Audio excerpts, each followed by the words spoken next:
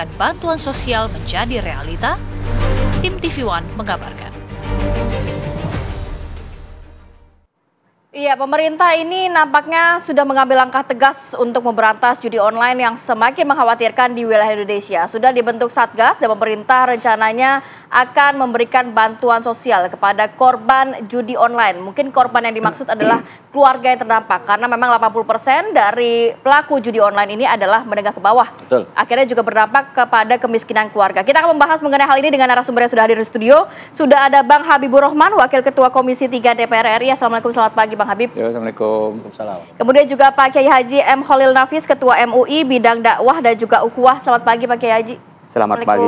Waalaikumsalam. Kemudian juga ada Mas Trubus Rahardiansyah, pakar kebijakan publik Universitas Trisakti Jakarta. Selamat pagi.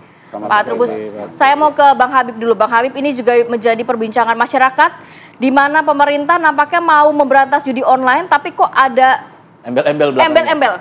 Nantinya korban judi online ini bisa mendapatkan bantuan sosial. Dari sisi Komisi 3 DPR seperti apa menanggapinya? Sebetulnya kalau klarifikasi ya lebih baik ditanyakan ke yang bersangkutan. Iya, apakah sejalan dengan keinginan pemerintah? PMK, ya, tapi kalau saya kemarin kan ditanya apakah keluarga ya dari pelaku judi online yang terdampak dan sehingga menjadi miskin layak mendapatkan bansos. Itu yang saya jawab. Tentu saya melihat fenomena. Juga di dapil saya di Jakarta Timur banyak keluarga-keluarga yang tadinya tidak miskin, ya, tidak memenuhi syarat untuk mendapatkan bansos. Kemudian kepala keluarganya yang bertanggung jawab memenuhi kebutuhannya bermain judi online, ya, terutama di masa setelah pandemi, ya, di masa pandemi dan kesini, ya. Nah, itu kan orangnya menjadi miskin. Kemudian menjadi orang yang memenuhi syarat untuk menerima bansos. Jadi pemberian bansos itu bukan mengacu kepada penyebab orang itu miskin. Miskin kan bisa macam-macam. Situasi orang dan keadaan orang menjadi miskin bisa macam-macam. Ada yang karena misalnya ada musibah. Ya, ada yang misalnya karena gaya hidup tidak bisa bertahan dengan status ekonomi yang sebelumnya agak baik misalnya. Macam-macam, termasuk ya yang kemudian menjadi fenomena juga ini adalah banyak juga yang karena kepala keluarganya terpapar ya judi online. Nah, ini kan orang-orang ini kan harus kita bicarakan, harus kita pikirkan nasibnya yang menjadi miskin. Nah, karena itu saya setuju kalau keluarganya apapun definisinya dalam konteks pidana, ya nomenklaturnya apa? Apakah korban langsung, korban tidak langsung? Yang jelas dia menderita, menjadi miskin, ya menjadi memenuhi syarat menerima bantuan sosial itu karena kepala keluarganya itu faktor utamanya adalah bermain judi online. Sampai di situ penyebabnya kan tidak di apa ya namanya ya, tidak jadi soal nih penyebabnya. Tapi kemudiannya masalahnya adalah keluarganya yang jadi korban. Tapi ada syarat-syaratnya nggak untuk kemudian bisa menerima sosial itu? Itu kan terkait peruntukan dana bantuan sosial. Misalnya kayak dulu kan KJP, Kartu Jakarta Pintar itu kan untuk anak-anak sekolah. Banyak yang oleh orang tuanya dipakai bukan untuk peruntukannya. Misalnya membeli baju untuk keperluan beli handphone, pulsa, ada yang beli rokok orang tuanya. Tentu nggak boleh. Nah, yang seperti itu kan termasuk pelanggaran. Begitu juga dalam kasus ini. Bansos ini kan untuk kebutuhan pokok. Ya kan, membeli makanan dan lain sebagainya, bertahan hidup. Kalau dipergunakan untuk judi, sudahlah judinya itu adalah melanggar hukum, ya kan?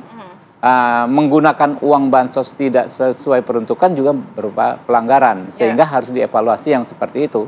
Kalau uang bansos dipergunakan lagi untuk judi, kan harus ada semacam. Tapi bagaimana memastikan pengawasan pemerintah benar-benar bahwa uang yang diberikan atau bansos ini tidak akan digunakan lagi oleh pelaku judi yang biasanya kepala keluarga begitu ya? Karena kan ini kan biasanya bersifat kecanduan, Bang Habib. Ya, itu dia, makanya kan kita kalau Anda tanyakan bagaimana itu tidak bisa secara parsial, Mbak. Kita berpikir itu dalam konteks penyelenggaraan negara itu kan secara sistematis, ya. Pemberantasan judi ini kan nggak bisa di hilirnya saja, sejak hulunya. Yang paling penting itu hulunya sebetulnya menurut saya, penyelenggaranya. Makanya pengaturan kita di KUHP 303 maupun 303 bis ya, ataupun di pasal 27 Undang-Undang ITE, sanksi terberat itu diarahkan kepada orang yang mengarrange-nya, menyelenggarakannya, membuka kesempatan orang berjudi. Karena awalnya munculnya di situ. Iya kan? Orang mau berjudi kalau tidak tidak ada penyelenggaranya itu nggak bisa. Jadi kalau Anda bilang bagaimana kalau ini, tentu kan memastikannya kan harus lengkap. Nggak bisa hanya menghukum ini orang menyalahgunakan uang bansos untuk ini, antisipasi gimana, ya harus lengkap, harus menyeluruh. Satu, ada semacam punishment terhadap pelanggaran, itu kan bagaimana memastikannya kan ya. Yang kedua, jangan sampai ya judinya ada. Kalau judinya nggak ada kan sulit dia mau bermain judi, kurang lebih begitu. Oke, Kiai, kalau pandangan dari MUI seperti apa untuk menanggapi hal ini? Karena ini sudah diklarifikasi, yang dapat bansos adalah keluarga dari pelaku judi online-nya. Tapi kemudian sepertinya masih ada polemik di situ. Ya, karena pertanyaannya, apakah miskin itu didata berdasarkan sebab akibat atau karena kemiskinan itu sendiri? Kalau memang miskin secara rata tanpa ada melihat akibatnya, apakah akibat pinjol, apakah melihat judol, atau akibat yang lain memang tidak punya pekerjaan, tentunya nggak perlu membicarakan soal penyebabnya.